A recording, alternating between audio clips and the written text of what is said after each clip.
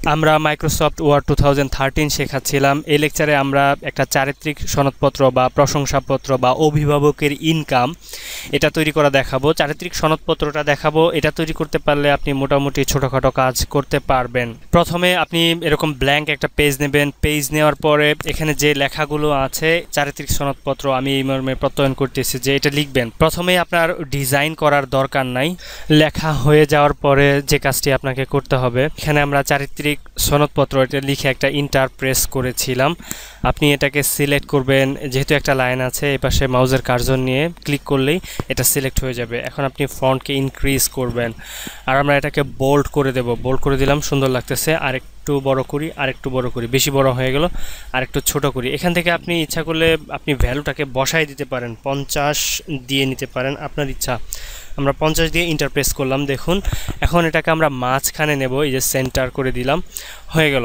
এবার যে কাজটা করতে হবে সেটা হচ্ছে এই যে আমি এই মর্মে প্রত্যয়ন করিতেছি যে নামের পরে একটা কোলন দিতে হবে, অথবা অনেকে বিসর্গ ইউজ করে, আপনি যেটা দেন দিলাম। এখন এখানে ডট ডট চিহ্ন দিতে হবে বা এরকম হাইফেনের মতো নিচে আন্ডার স্কোর এটাও দিতে পারেন। যদি আপনি ডট ডট দেন তাহলে ডট ডট চেপে ধরতে হবে। এভাবে আপনি এই যে স্পেসগুলোকে সুন্দর করে সাজিয়ে নেবেন। আপনি চিন্তা করবেন যে কতটুকু হতে পারে, মানে পিতার নাম কত বড় হতে পারে। সাধারণত পিতা মাতা এগুলো একটু বড় রাখবেন। গ্রাম, পোস্ট অফিস, অনেক সময় গ্রামের নাম বড় হয়, আবার পিতার নাম বড় হয়, 3 ওয়ার্ডের মধ্যে হয়, সেই ক্ষেত্রে ধরতে চায় না। এক্ষেত্রে আপনি একটু বড় বড় করে দেবেন, সমস্যা নেই। আমাদের যেহেতু সম্পূর্ণ পেজটাই রয়ে গিয়েছে, আবার এমন যেন না হয় যে খুব বেশি বড় দিয়েছেন, দেখতে ব্যাকআপ লাগে। আমরা একটু সাজিয়ে দিচ্ছি। আমরা মোটামুটি সাজালাম। এবারে যে আমি এখানে কার্যটা নিয়ে আমির পূর্বে ইন্টারপ্রেস করব, নিচে চলে যাবে। দেখুন আমি তাহাকে ব্যক্তিগতভাবে চিনি বা জানি, সে কোনো রাষ্ট্র বিরোধী কাজে জড়িত নয়, তাহার চরিত্র ভালো, আমি তাহার জীবনের সার্বিক উন্নতি কামনা করছি। স্বাক্ষরটা নিচে চলে যাবে, স্বাক্ষরটা একটু বড় হবে। আমরা এটাকে ফন্ট সাইজ বাড়িয়ে দিচ্ছি, বাড়িয়ে দিই। দেখুন স্বাক্ষরের পূর্বে স্বাক্ষরটা সাধারণত এইখানে থাকে না, একটু এই পাশে থাকে। তো আপনি যেখানে রাখতে চান, যদি নিচে রাখতে চান তাহলে ইন্টারপ্রেস করে করে নিচে চলে যাবেন, আর যদি এই পাশে রাখতে চান তাহলে ট্যাব প্রেস করে আপনি যাবেন। এটার পূর্বে কার্সর নিয়ে আপনি ট্যাব প্রেস করবেন। দেখুন ট্যাব প্রেস করলে নিচের দিকে চলে যাচ্ছে।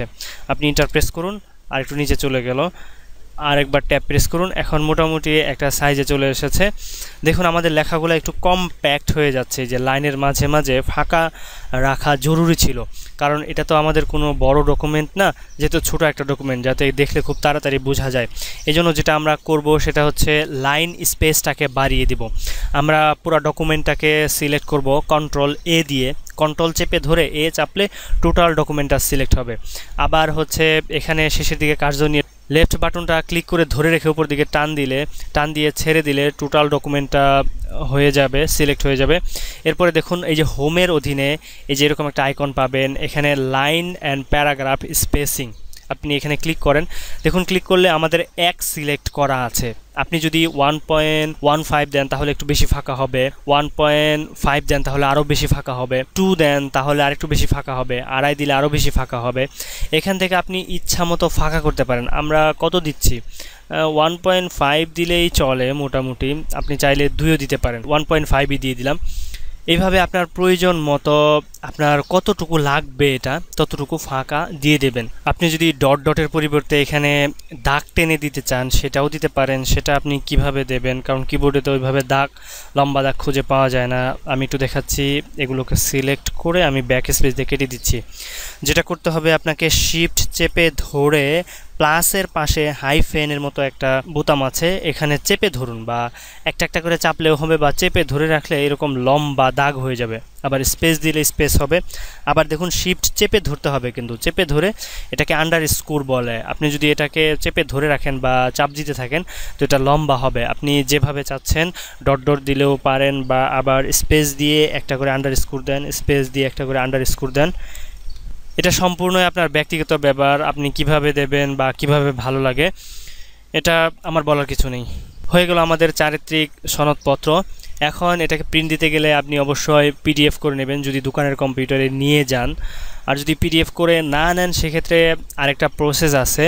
যেহেতু আমরা 13-এ কাজ করতেছি, এটাকে কনভার্ট করে 2003 ভার্সনে নিয়ে যাওয়া যায়। আমরা পরবর্তী লেকচারে দেখব আপনি যে কোনো ডকুমেন্টকে কিভাবে কনভার্ট করবেন পূর্ববর্তী ভার্সনে। আপনার বন্ধু চাচ্ছে যে আপনার কাছ থেকে একটা ডকুমেন্ট নিয়ে যেতে, এই ফাইলটা নিয়ে যেতে। এখন সে শুধু এখানে তার নামগুলো একটু বসিয়ে দেবে, একটু এডিট করবে, কিন্তু পিডিএফ দিলে কিন্তু সে এডিট করতে পারবে না, সে ঝামেলায় পড়ে যাবে। কিন্তু তার কাছে তো 2013ও নাই, তার কাছে 7 আছে, তো সে কি করবে বা আপনি কিভাবে তাকে ডকুমেন্টটা দিলে পেন ড্রাইভে করে সে সুবিধা পাবে, এটা আমরা দেখাবো।